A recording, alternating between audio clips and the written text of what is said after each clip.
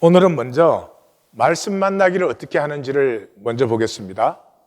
이번 주 본문을 만나시려면 핵심절이 17절이다 하는 걸 먼저 보셔야 돼요. 왜 17절이에요? 이스라엘이 분열할 때부터 라는 말이 나와요. 왜 난데없이 분열이 여기에 지금 무슨 상관이 있어서 분열이 여기 남북 분열이 여기에 나오는가 하는 질문이 들어와야 돼요. 그 다음에는 아수르 왕이 오는 날이라 하는 말씀이 나타나요. 그러니까 이때까지 하나님께서 계속 말씀하셨어요.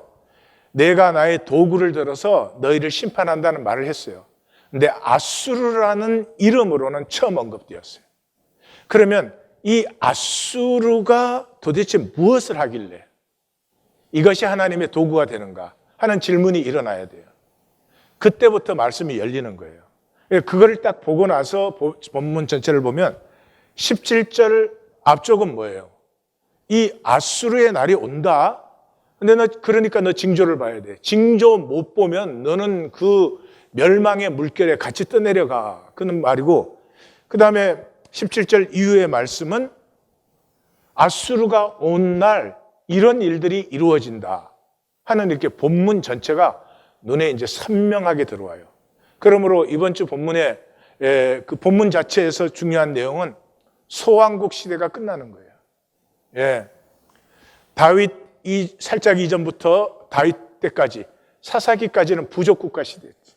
그 다음에 이제 다윗이 들었을 때 이 팔레스타인의 소왕국 시대, 무슨 아람, 암몬, 에돔, 모압, 이 아라비아 사막 쪽에 전부 이 소왕국 시대가 일어났어요. 그건 이제 끝나요. 제국 정복의 시대가 들어와요. 그리고 이제 이 본문을 딱 들어가면 혼돈이 되는 게 징조가 교류화되어서 하나님을 시험하는 징조를 구하는 것은 나쁜 것이다. 이렇게 이미 세뇌가 딱 돼 있거든요. 그러니까 이 굉장히 헷갈려요. 그 다음에 임마누엘에 대해서, 이 징조와 임마누엘은 우리가 본문에서 이제 보실 겁니다.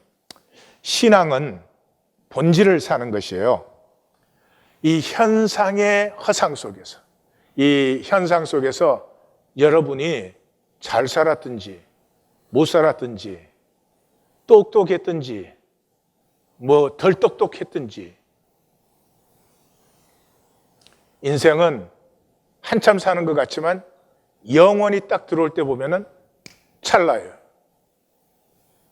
그 찰나에서 내가 현상이 아니라 본질 세계를 택했느냐. 본질 세계를 택한 사람은 본질 세계를 누려요. 현상을 택한 사람은 본질 세계에서 현상을 누려요. 지옥이에요. 근데 이 본질은 보이지 않잖아요.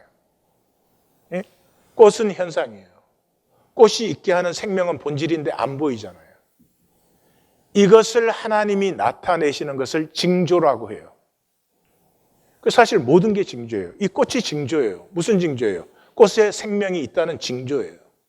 그러니까 징조를 보지 못하는 사람은 이 꽃이라는 현상만 봐요. 꽃이 피어나는 생명 원리를 결코 누리지 못해요. 그러니까 쥐염 열매 먹는 삶을 평생에 사는 것이에요. 오디오를 하나 듣겠습니다. 퇴근 시간 지하철 안은 사람들로 만원이다. 한 손에 아기를 안고 다른 한 손에 큰 짐을 들고 있는 30대 초반으로 보이는 여성이 탔다. 누군가 자리를 양보하면 좋으련만 주위를 둘러보니 자리에 앉아서 한참 잡담에 열중하는 고등학생들이 있다. 그들은 자리를 양보할 마음이 없어 보였다. 그러자 50대 후반으로 보이는 아저씨가 고등학생 한 명을 가리키며 말했다. 이 아주머니에게 자리를 양보해라. 너는 아직 젊으니까. 그러자 고등학생이 고개를 들며 말했다.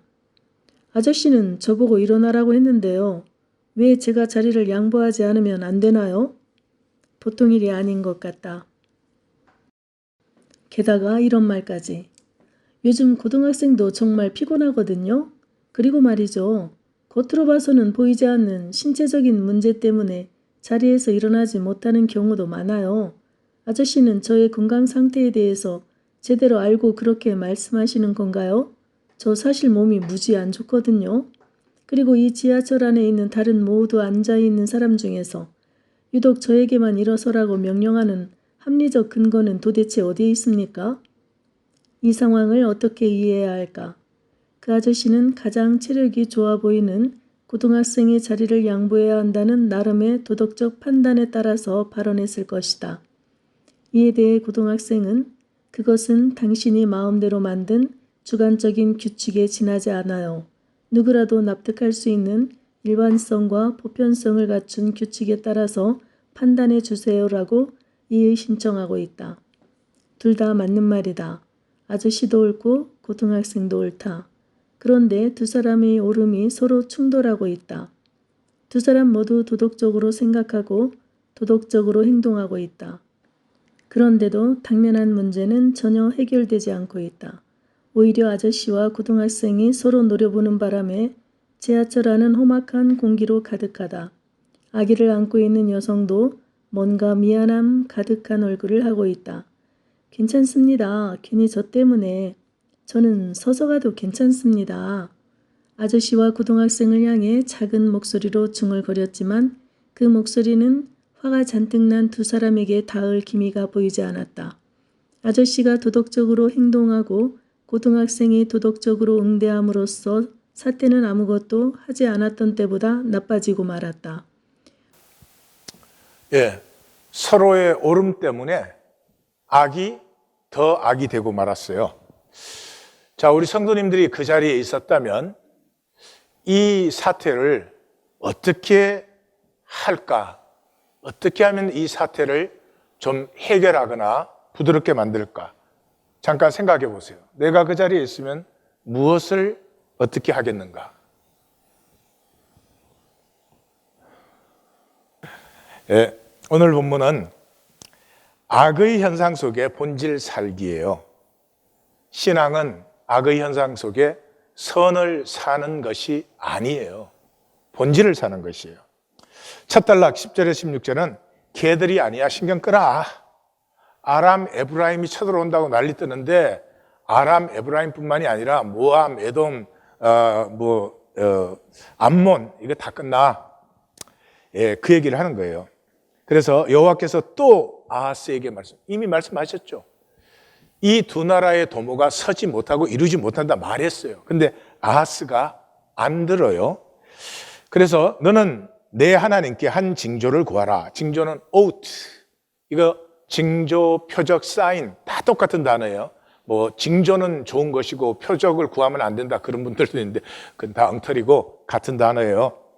깊은 데에서든지 높은 데에서든지. 가장 깊은 곳은 본문에는 없지만 수월이 제일 깊죠. 가장 높은 곳은 헤븐이죠. 그러니까 이 우주 만물에서 뭐든지 구해라 하는 것이에요. 이 말은 내가 아는 시대가 끝난다. 하나님의 섭리의 새 시대가 열리고 있다. 이 소왕국 시대에 다윗의 길을 따라서 유다가 살아왔더라면은 하나님은 이 유다를 도구로 써서 하나님의 섭리를, 긍정적인 섭리를, 좋은 섭리를 온 땅에 풍성하게 해줄 수 있는데 이 유다가 이사야서 시작할 때 열방보다 더 열방 같아. 세상보다 더 세상 같아요. 그래서 할 수 없이 현상을 따르는 것은 복이 아니라 저주이다 하는 걸 보여주기 위해서 현상이 진행됐을 때 악은 더 악된다 하는 걸 전 세상이 보도록 제국 정복 시대가 들어오게 하는 거예요. 그래서 이 제국 정복 시대에는 소왕국 시대의 자세나 이런 것으로는 살 수가 없죠. 예, 그래서 징조를 구해라. 내 징조를 봐야 넌 살 수 있다 하는 것인데 아하스가 나는 구하지 않겠습니다. 나는 여호와를 시험하지 않겠습니다. 이 종교인이죠. 교리적 정답이에요. 교리적 옳으면 자기가 옳은 거예요. 근데 그 교리적으로 옳은 이유가 뭐예요? 자기 길 지키려고. 아하스 똑똑한 사람이잖아요. 그러니까 지금 이 시대에 아수르밖에 강국이 어디 있어요? 아수르를 대적해서는 살 자가 없죠. 그러므로 아수르를 의뢰하고 기대는 게 그게 사는 길이에요. 옳은 생각이에요. 문제는 옳음의 못봄을 모르는 거예요. 이 아저씨와 이 곱비리가 자기가 옳다는 것 때문에 지금 그거 외에는 아무것도 못 보는 거예요. 그래서 옳음이 함정이에요. 항상 옳음이 함정이에요. 그러니까 내가 옳다고 생각될 때 죽으세요. 그러니까 이 말은 징조를 구하지 말라. 이런 교리로 징조라는 건 하나님을 시험하는 건 나쁜 거다 이렇게 했어요. 그런데 성경에는 하나님을 시험할 때도 있고 시험하지 않은 때도 있고 하나님이 우리를 시험하는 때도 있고 시험하는 것 자체는 nothing. 그런데 교리로 만들어 놓으니까 이런 본문을 읽으면 이제 읽어지지가 않는 거죠. 기도원의 예를 보세요. 기도원이 하나님을 시험해가지고 이슬이 양털에만 내리게 하옵소서. 양털에만 내렸더니 이제는 주변에만 내리게 하옵소서. 이게 사사기에서 가장 훌륭한 행위예요. 왜요? 순종하려고. 하나님이 기도원에게 말씀했는데 순종을 해야 되겠는데 이게 확실히 하나님의 말씀인지 뜻인지 모르지 않아요? 그러니까 내가 확정을 해야 되는 거 아니에요. 근데 한 번 딱 됐어? 이거 우연인지도 모르잖아. 반대로도 시험을 해봤어요. 그래서 딱 되었을 때 기도원이 순종하지 않아요. 예? 2만 명 사람 중에 300명만 남겨라 해도 순종하지 않아요. 그러니까 그건 좋은 것이죠. 좋지 않은 것은 뭐냐? 불신으로 시험하는 거예요. 그 말은 뭐냐? 내가 원하는 현상적인 표적을 만들어내면은 내가 순종하겠습니다. 사실 그런 생각이에요. 순종은 절대로 안 해요. 왜냐 그러면 하나님이 내 뜻대로 될 수가 없으니까. 그래서 이 순종을 안 하기 위해서 시험하는 거예요. 다시 말해서 마귀가 예수님한테 순종하려고 돌로 떡을 만들어 봐라. 천사 수종을 들어라 받아라. 만국 영광을 잡아라. 그런 게 아니에요. 이 예수님을 방해하기 위해서 하는 거죠. 순종하지 않으려고. 그러니까 시험이 아니고 내 기본 자세가 순종하느냐 안 하느냐. 말씀을 듣고 사느냐 안 사느냐의 문제지 얼마나 잘 들었느냐, 뭐 잘 들어서 저보다 더 잘하느냐 그런 게 아니라 이 말이죠. 그래서 이 불신의 시험에 대해서는 시편이 전부 해석을 하고 있잖아요. 해석을 뭐라고요? 저들이 완악하여서 순종을 안 하려고 탐욕대로 반항하여서 지나친 큰 욕심으로 이렇게 다 해주잖아요. 그러니까 그것을 하지 말라는 것이지 하나님과 사이에서 내가 하나님 뜻을 살아야 되겠는데 우리가 하나님 뜻을 정말 알아요? 모르죠. 그래서 구하는 징조는 당연한 것이고 좋은 것이죠. 이 아하스는 눈앞의 현상이 전부예요. 그 당시에서는 아시리아 외에 뭐가 있어요? 없죠. 그런데 눈앞의 현상만 보는 것은 무지가 아니고 악이에요. 아저씨도 오름을 받고 학생도 오름을 받잖아요.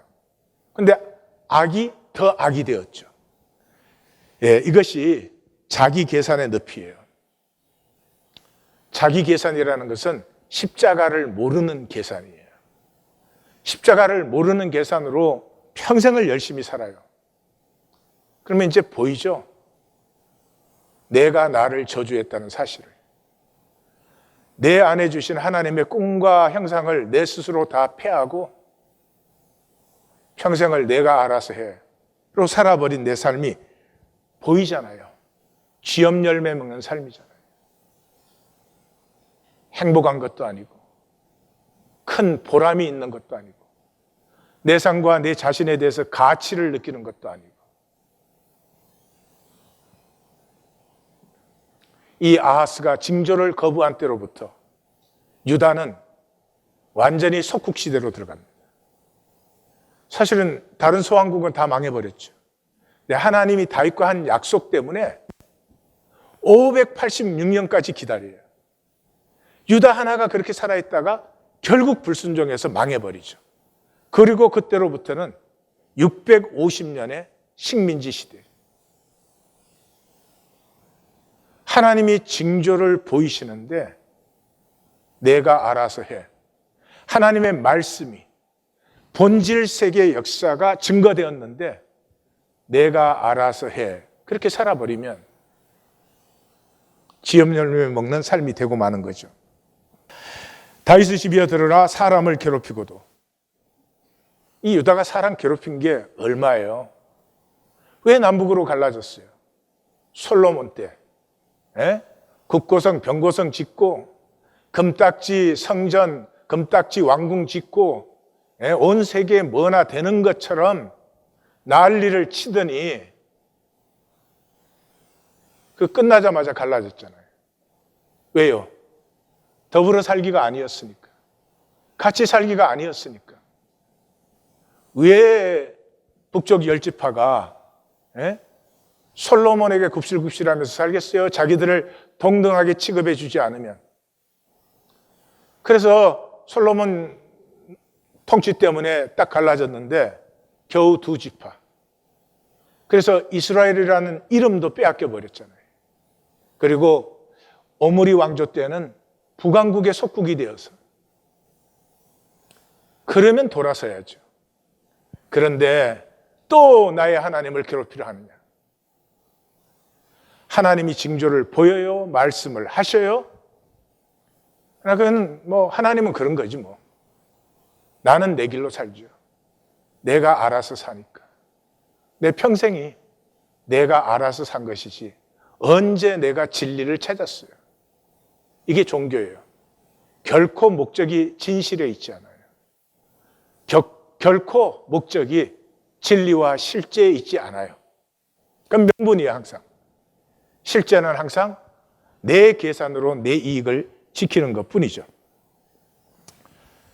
이 괴롭힘이라는 단어가 라라는 단어인데 to weary. 이 쉽게 우리식으로 말하면 사람을 지치게 만드는 것, 속 터지게 만드는 것이. 이런 것이죠. 부모가 정말 안타까움으로 자식에게 얘기를 해요. 이게 중요하기 때문에. 근데 자식이 부모가 뭐라고 말을 해도 내가 알아서 해요. 신경 끄시오. 이러면 이거 부모에게 이것보다 괴로운 일이 없죠. 하나님과 우리 사이가 그래요. 하나님이 생명의 길을 우리에게 열어주시려고 십자가까지 지셨는데도 절대로 듣지 않아요. 내가 알아서 다 믿는데 앞으로 여유 생기면 내가 더 잘 믿을 거고 이런 거짓 허상으로 하나님이 무슨 말씀을 하셔도 어떤 징조를 보여도 삶은 똑같이 오토파일럿으로 돌려가는 거죠. 그러므로 주께서 친히 징조를 주실 것이라. 보라, 처녀가 잉태하여 아들을 낳을 것이니 그 이름을 임마누엘이라 하라. 처녀는 결혼 정년기의 여성이에요. 그 처녀예요. 우리 한국도 그렇죠. 처녀 그러면 이제 시집 안 간 여성이죠. 이게 이제 생물학적 의미가 된 것은 이 근대에 와서 이 남성과 여성의 성적 대비와 차별이 이게 너무 완고해져 가지고 그런 후에 생긴 거죠. 임마누엘은 하나님이 우리와 함께 계신다 하는 것이죠. 그래서 성경의 임마누엘이 이 본질의 흐름이에요. 창세기에서 요한계시록까지 하나님이 우리와 함께 하신다는 거죠. 그것을 사는 것이 믿음으로 사는 것이요. 보이지 않지만 하나님의 임재를 믿는 것. 그 광야에서 하나님이 우리 가운데 계시냐 안 계시냐 싸운 것과 똑같은 것이죠. 그래서 임마누엘은 성경 언약의 중심이에요. Self-exiled God. 우리가 죄지어서 이 에덴에서 추방될 때 우리만 추방하면 되잖아요. 우리가 죄지었으니까. 근데 하나님이 자기 스스로를 추방했죠. Self-exiled God. 왜요? 우리와 함께 있고 싶어서. 근데 하나님이 우리와 함께 하시면 우리가 죽지요. 죄인된 우리는. 그래서 하나님이 죽음에 거하시는 거예요. 우리를 살리기 위해서. 그 죽음의 장소를 지성소라고 해요. Holy of the Holies. 그러니까 되게 영광스러운 것 같아요. 아니에요. 이 네겹, 광야에서 네겹으로 된 천막 속에 창도 문도 없는데 그 안에 매일 아침 저녁으로 짐승의 피를 뿌리고 지성소는 1년에 한 번씩 뿌려요. 전체를 다. 그러면 그 피가 썩어서 완전 탁식 가스도 그런 게 없죠. 그곳에 하나님이 계셔요. 우리와 함께 하고 싶어서. 그게 신앙이에요. 그게 임마누엘이에요. 그래서 아브라함으로부터 모든 신앙은 함께 임마누엘이에요. 보라, 내 언약이 너와 함께 있어서. 이삭은 내가 너와 함께 있어 너에게 복을 주고 내가 이 모든 땅을 이 약속의 땅을 너와 내 자손에게 준다.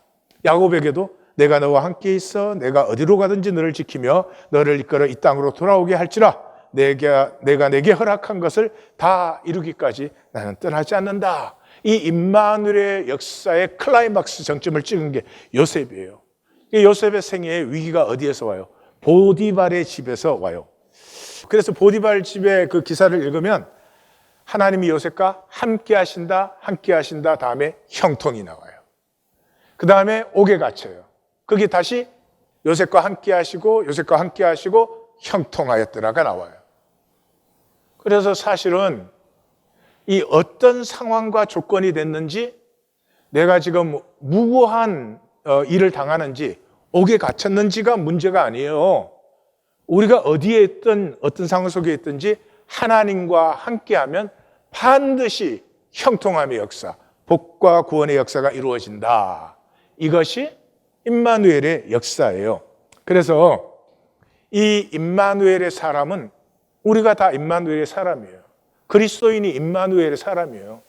그리스도인이 누구예요? 부활하신 주님과 함께하는 사람 아니에요? 그리스도의 몸된 사람, 지체가 된 사람들이잖아요. 우리가 임마누엘의 사람이에요.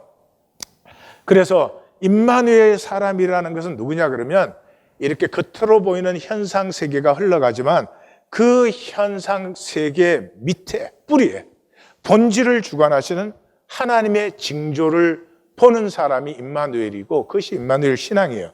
그래서 요셉이 그러잖아요. 두 번이나 해석은 하나님께 있는 것이다. 하나님께서 바로에게 해석하실 거예요. 본질의 징조는 하나님께로부터 나는 것입니다. 하는 것이에요. 그래서 복음의 핵심이 뭐예요?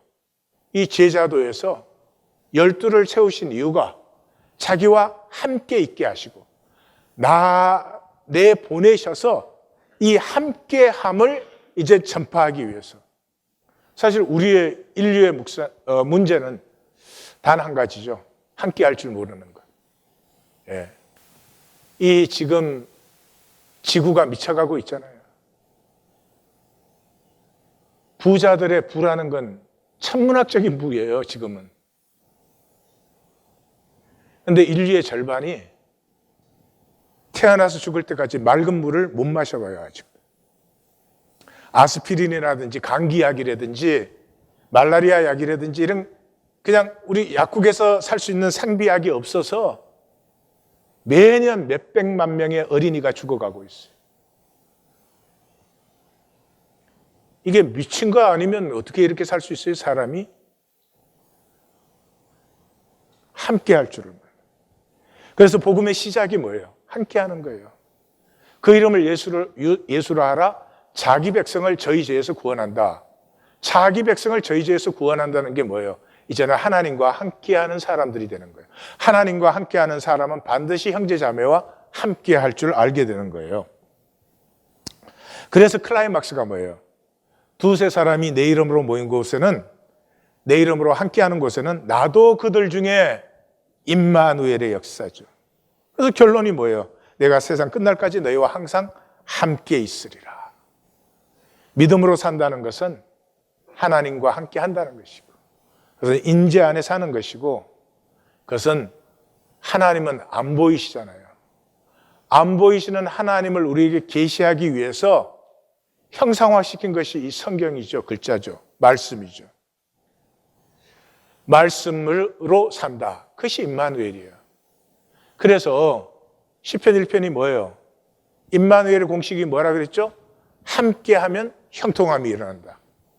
그 말씀을 주야로 묵송하는 자는 그가 행하는 모든 일에 형통하리로다. 본질에서 피어나니까요. 이 현상 단절해서 내가 만들려고 하는 것은 얼마나 힘이 들어요.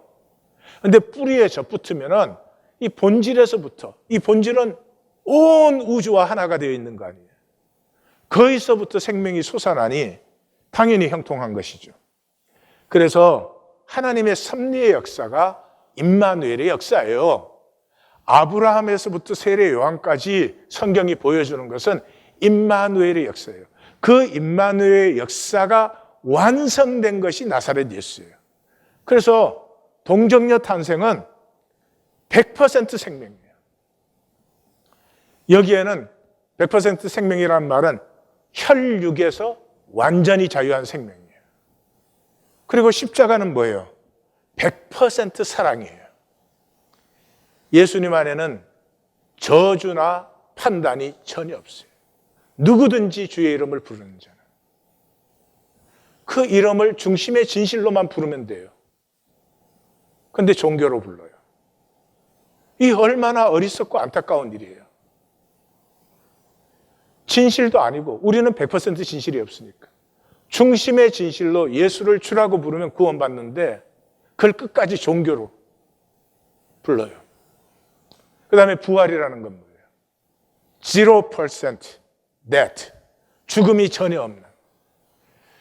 아브라함 때로부터 임마누엘의 역사가 쭉 흘러가지고 아브라함, 이삭, 모세, 여호수아, 심지어 사사기는 영적으로 가장 어두운 시기예요.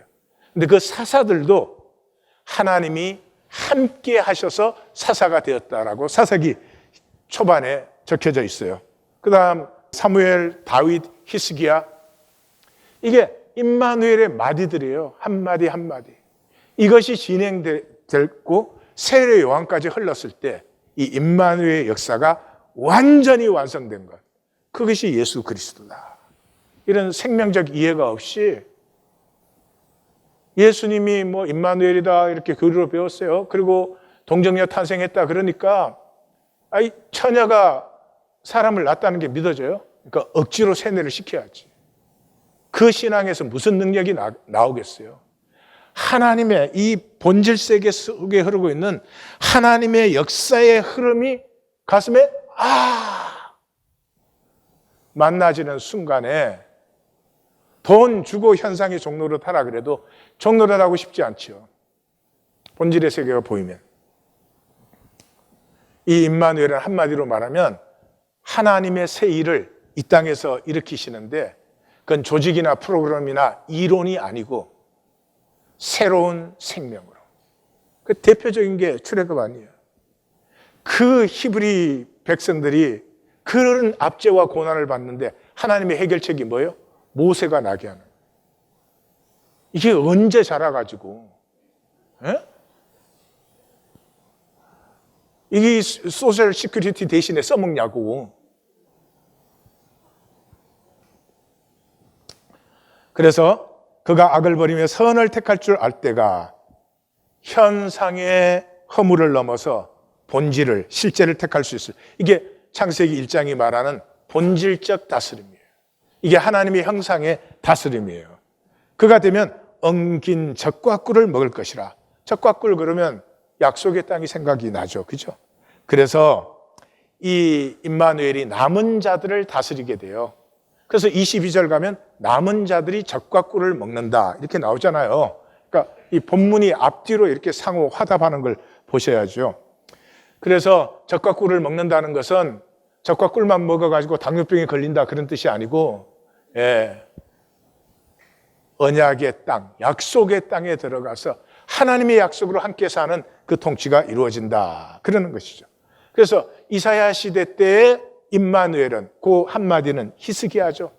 그래서 아이가 악을 버리고 선을 택하기 전에 두 왕의 나라가 멸망한다 이렇게 나오죠. 그러면 히스기야가 716년에 등극했으니까 그 전에 아람과 에브라임이 다 멸망해버리죠.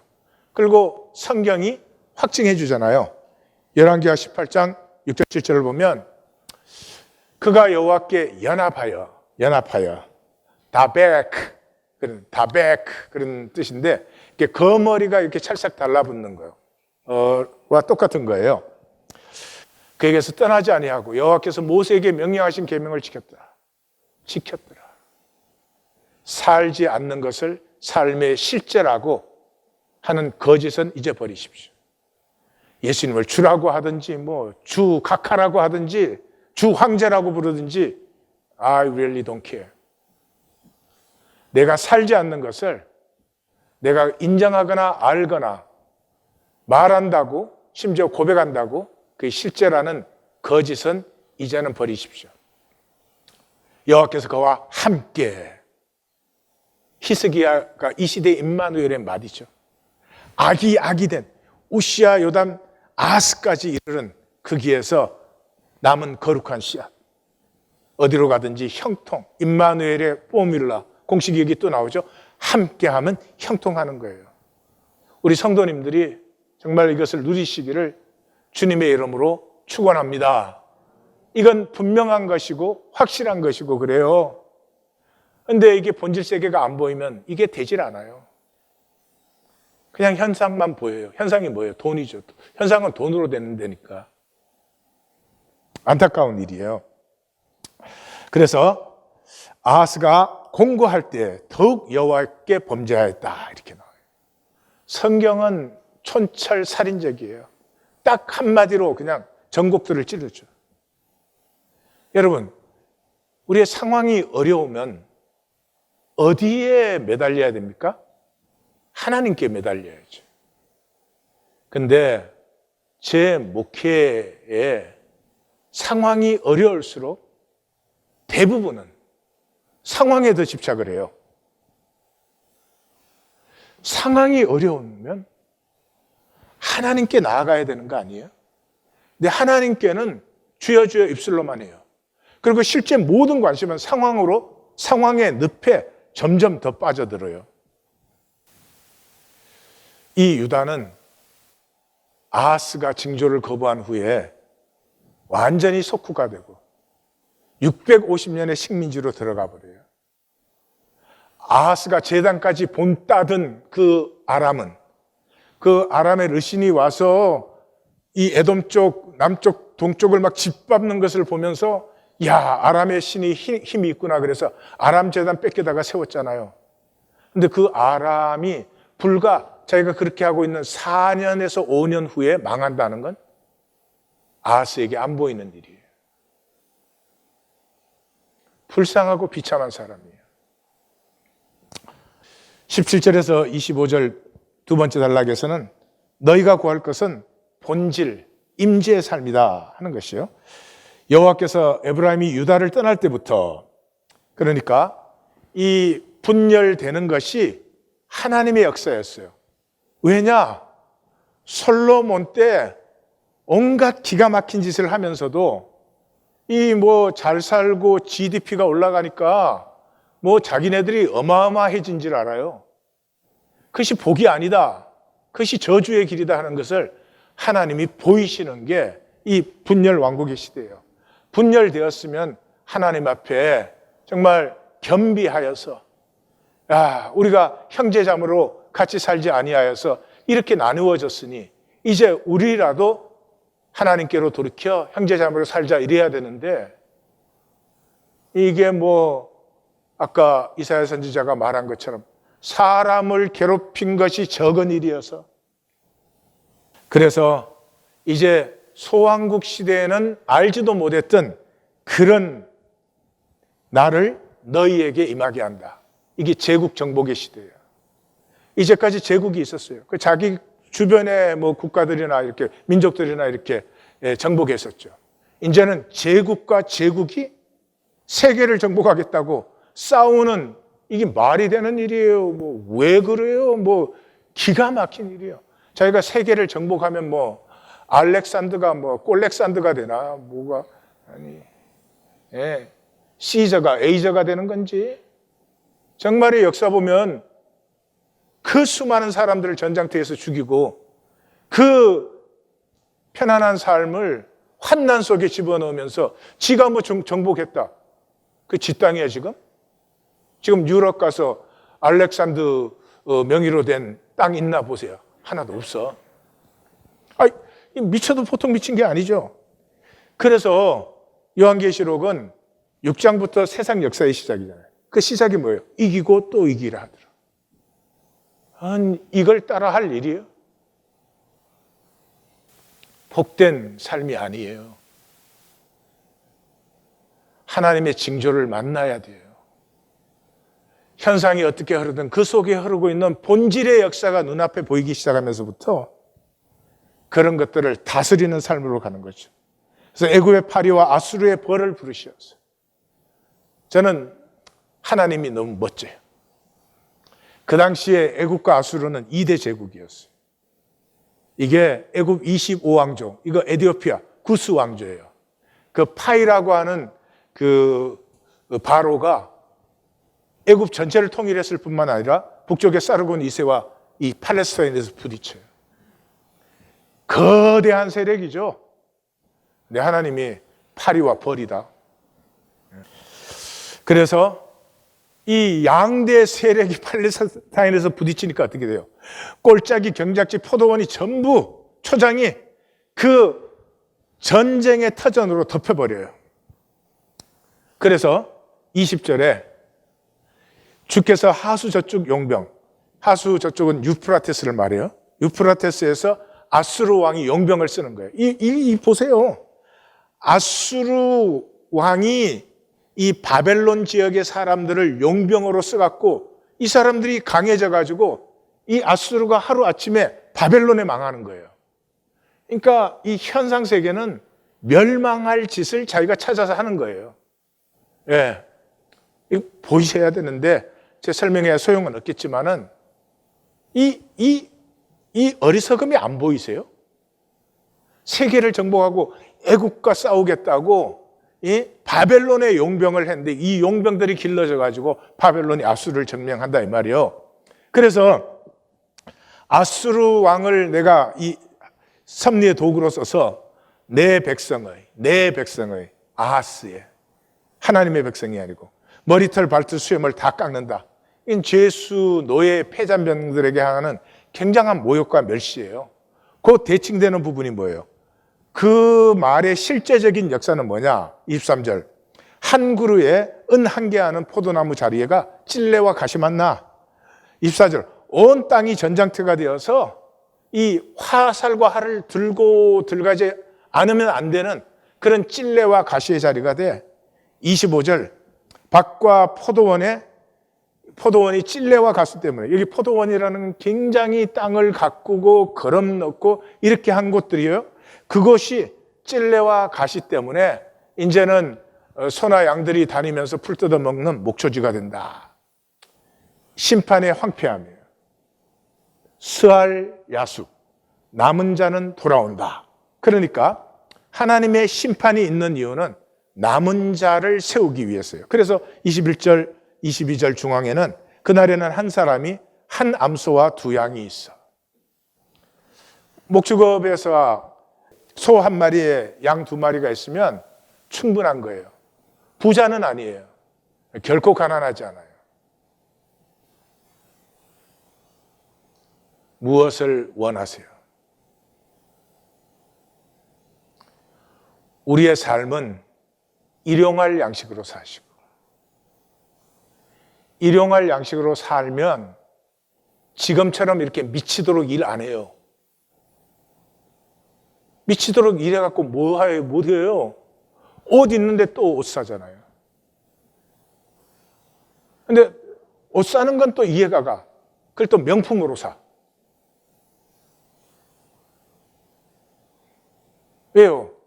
옷이 있어서 그냥 옷은 안 사니까. 이 미친 짓을 하는 거예요. 썩지 마십시오. 삶은 일용할 양식으로 살고, 예? 그러면 이 생존에는 미니멈 에너지를 쓰는 거예요. 인생은 한정적이고 에너지는 제한적이에요. 그 나머지의 에너지는 나를 피우는데. 이 하나님의 형상이 얼마나 아름다운지, 얼마나 신비한지, 얼마나 무한 영원함을 하나님이 우리에게 주셨는지 이걸 피우는 데 쓰는 거예요. 이게 뭐 몇 번 애쓰고 그렇게 됐으면 좋겠다. 그렇게 표현하면 하나님의 형상이 아니죠. 나의 달려갈 길, 내가 싸울 선한 싸움, 내가 지킬 믿음을 평생 싸워와서 피워지는 것이에요. 이걸 종교 만들어가지고 덜렁덜렁 교회 왔다 갔다 하면은 구원받았다고 해주는 이 시대의 이 헛됨이 안타깝습니다. 그래서 그 남은 자들은 엉긴 젖과 꿀을 먹으리라. 젖과 꿀이라고 하는 것은 약속의 땅의 언약의 삶이죠. 임마누엘이 남은 자들을 다스려서 일용할 양식을 사는 거예요. 일용할 양식을 산다는 말은 그냥 뭐 소소하게 먹는다 그런 뜻이 아니고요. 에너지 전체를, 중심을 하나님의 뜻을 이루는데, 내 안에 있는 본질을 피워내는데 내 전체가 헌신되어져서 내 한 생애가 하나님으로 말미암아 아름답고 영광스러워지는 것을, 우리 하나님 교회에서는 이것을 버리고 사람에게 보이기 위하여서 현상의 껍질을 위해서 사는 사람은 이제는 한 사람도 없습니다. Why not? 성도님들, why not? 이 교회에 말씀이 선포되지 않고 있다면 어쩔 수 없는 일이죠. 그거야. 종교 갖고 되는 일이 아니니까. 하나님이 우리에게 말씀 만나기를 여시고 이제 말씀이 우리 앞에 선포되고 있잖아요. 우리를 보고 대단한 일을 하라는 것도 아니고, 말씀이 한번 선포될 때마다 내가 할 수 있는 작은 것 하나를 결단해서 실제로 순종하는 거예요. 그러면 피어나는 일을 이 허무에 굴복하고 썩어짐에 종로릇을 계속 똑같이 할 수는 없잖아요. 1820 데일리 브레드, 약속하신 대로 두세 사람이 내 이름으로 모인 곳에는 내가 임마누엘이니라. 이것이 반드시 이루어집니다. 이것은 벌써 우리가 앞에서 만났죠. 포도원의 노래에서 내가 그것을 황폐하게 하리니 다시는 가지를 자름이나 북을 돋우지 못하여 찔레와 가시가 난다. 이미 말씀했고요. 또 그 이사야가 보호자의 영광을 만났을 때 그랬죠. 내가 거룩한 시 남은 자를 일으키는데 그것은 황폐. 악이 더 악이 되어서 가장 어두워졌을 때 생명은 가장 보석 같은 밝음으로 드러날 것이다. 그래서 제국 정복 시대가 들어오는데 다윗 흉내로는 안 돼요. 이제 소왕국 시대는 끝냈어. 다윗 흉내 내는 걸로 안 된다 이 말이죠. 우시아 때 어설픈 상업화를 이루었어요. 이제 유다 사람들은 냉장고도 쓰고 에어컨도 쓰고 있어요. 그리고 잽도 안 재는 군사력. 유다가 군사를 가꾸면 얼마를 가꾸겠어요? 제국 앞에 돼요? 안 되는 거예요. 그게 요시아 왕이에요.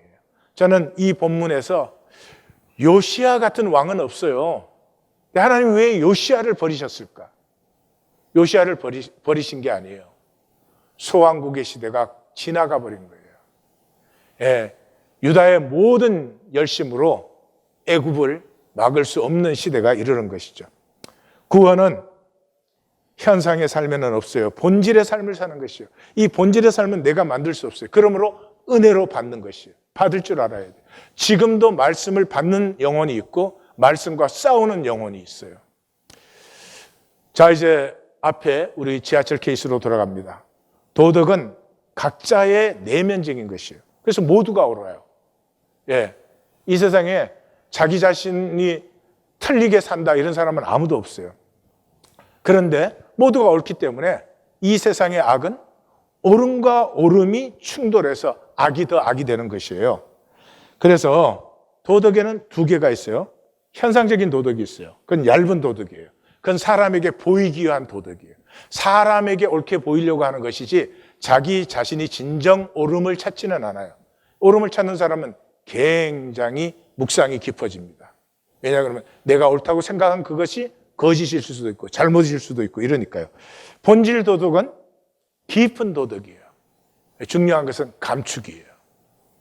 다시 말씀드려요. 감축이에요. 아까 그 상황 속에 다행히 우리 하나님교회 성도님이 있었어요. 예, 하나님교회 성도님이 있었어. 많이 핍박했으니까 권모석 성도가 있었다. 이렇게 합시다. 그래서 권모석 성도가 그때 일어나더니 여기 앉으세요. 나는 다음 정류장에서 내려요. 그랬어요. 그래서 그 부인이 앉게 됐어요. 그래서 그냥 분위기가 단번에 평화와 안식이 충만하게 됐어요. 근데 사실은 권모석 성도님이 다음 정류장이 아니고 더 가야 돼. 그래서 할 수 없이 다음 정류장에서 내렸다가 다음 차를 기다려서 탔어요. 이게 깊은 도덕이에요. 그래서 나는 마침 내리니까 여기 앉으세요 한 것이 사실은 실제가 아니지만은 그 본질 도덕에서는 나의 옳음을 상대방에게 보이지 않아야 돼요. 보이지 않아야 돼요. 그러니까 만약에 이제 권모석 성도님이 이건 더 사실적인데 벌떡 일어서더니 여기 앉으시 여기 앉아. 내가 내리고 말지. 그랬어요. 그러면은 그 분위기가 평강과 안식이 올까요, 안 올까요? 안 와요, 안 와요. 그러니까 내가 일부러 보이지 않아도 내 도덕이 딱 보이는 순간에 상대방은 정죄돼요. 그리고 그 사람이 앞으로 그런 일을 한다고 해도 자기가 오르려고 하는 것이지 자기 속에서 솟아나는 것은 차단이 되어버려요. 보여요? 그래서 예수님이 내가 구제할 때 오른손이 하는 것을 왼손이 모르게 하여 내 구제함을 엄밀하게 하라. 엄밀한 중에 보시는 너희 아버지께서 갚으시리라. 잘 들으세요. 복은 향기를 따라와요. 내 삶의 향기가 있는 곳에는 하나님의 복이 흐르요. 하나님이 재물을 연락하실 때 뭐를 연락하시죠? 향기를 흠양하세요. 하나님 드시는 분이 아니잖아요. 향기를 따라서. 근데 우리는 뭐 조금 옳은 일 하면 막 광고하고 혹시 모르는 사람 있으면 또 직접적으로 아르케까지 주기 해. 향기가 다 바래가지고 하나님이 맡으실 때쯤은 썩은 냄새만 나. 그래서 복이 오지 않는 거예요. 향기를 좀 가꾸세요. 예? 제발 오른손이 하는 걸 왼손이 좀 모르게 하시고 했더라도 한 것이 기쁨이지 뭐. 내가 정말 옳게 했다면 옳게 한 것 자체가 기쁨이지 뭘 그걸 갖고 보이고 광고하고 그러냐고 아니라 이 말이죠. 그래서 생각은 악의 진원지이고 생명 느낌은 의의 진원지예요. 생각에는 두 가지 성향이 있어요. 이게 두 가지 성향이 한 사람 안에 다 있는 것이에요. 그런데 이제 한쪽으로 대개는 치우치죠. 이 성취 부족에서 나타나는 생각이 있고 성취 과잉에서 나타나는 생각이 있는데 성취 부족에서 나타나는 생각은 이거예요. 생각을 돌려요. 내가 어떤 일을 잘했든 못했든 그랬으면 끝난 거야. 그건 지나간 거야. 근데 그 생각을 계속 머리에서 돌려요. 근데 이렇게 한 번 돌아갈 때마다 새로 각색이 돼. 그래가지고 몇 번 돌리고 나면 나는 의로운데 세상에 죽일 놈밖에 없어. 네. 그게 뭐죠? 아까 아하스야. 상황에 집착이에요. 자꾸 각색을 해서 상황이 옳게 만들려고 해요. 그럼 자기는 뭐예요? 피해자죠. 그래서 피해의식에 물들어 버려요. 1820 데일리 브레드를 시작하는데 제일 주의해야 될 점이 여기에요. 상대방이 무슨 뭐 아프다 힘들다 상처받았다 이런 얘기를 할 때 그 빤하게 보이는 위로와 정당화, 서로 니 좋고 내 좋고 분위기 좋게 이런 거짓 속에 들어가면은 본질성에는 영원히 감춰져요. 또 성취 과잉 쪽은 이 자신을 계속 채찍질을 해요. 그런데 아무리 채찍질을 해서 아무리 성취를 계속해도 자기가 원하는 온전한 하나님같이 이 마귀의 거짓에 도달 안 되잖아요. 자기는 알지. 남들은 와 그만큼 하는데. 예. 그래서 이때 주인은 그런 현상적인 칭찬과 우르름을 이 자리에서는 그렇게 나누면 안 돼요. 오히려 두 번 다 질문 던지는 게 좋아요. 이게 상처를 나눈 사람한테는 아 그래요? 그때 그러면 성도님은 참 의로우셨는데 다른 사람은 전부 악했네요. 그렇게 피해를 주다니. 그럼 금방 스스로 보게 되잖아요. 이 성취하는 사람에게는 뭐 때문에 그렇게까지 성취를 하려고 애를 쓰셨어요. 조금 편안해도 괜찮은데 질문을 던져보는 거죠. 이번에 체슬리 크리스라고 미스 USA 2019년이 MBA도 있고 변호사고 또 무료 법률 봉사를 굉장히 많이 하는 사람. 빠질 데가 없는 사람이죠. 근데 자살했죠. 이게 성취 과잉 쪽의 대표적인 사람이에요. 그러니까 우리 생각은 둘 중에 하나예요. 자신을 피하든지 자신을 내가 만들려고 하든지. 이것은 저주예요. 결코 자기를 직면하지 못해요. 결코 나를 피울 수가 없어요. 1820 데일리 브레드로 들어갑니다. 생각의 종교 생활을 끝내셔야 됩니다. 이제는 예수 이름으로 물리치셔야 됩니다. 그리고 생명 느낌으로 들어가야 돼요. 구원은 현상에는 없어요. 오직 본질의 생명 느낌으로 사는 것이 구원이에요. 이걸 위해서는 딱 한 가지만 지나시면 돼요. 심판받으시면 돼요. 우리 다 우리 자신 모르세요? 우리의 거짓을 모두가 볼 수 있다면 우리 중에 누가 살 수 있겠어요? 그 가증스러움을 어떻게 말로 다 할 수 있겠어요? 그런데 끝까지 착하실 거예요?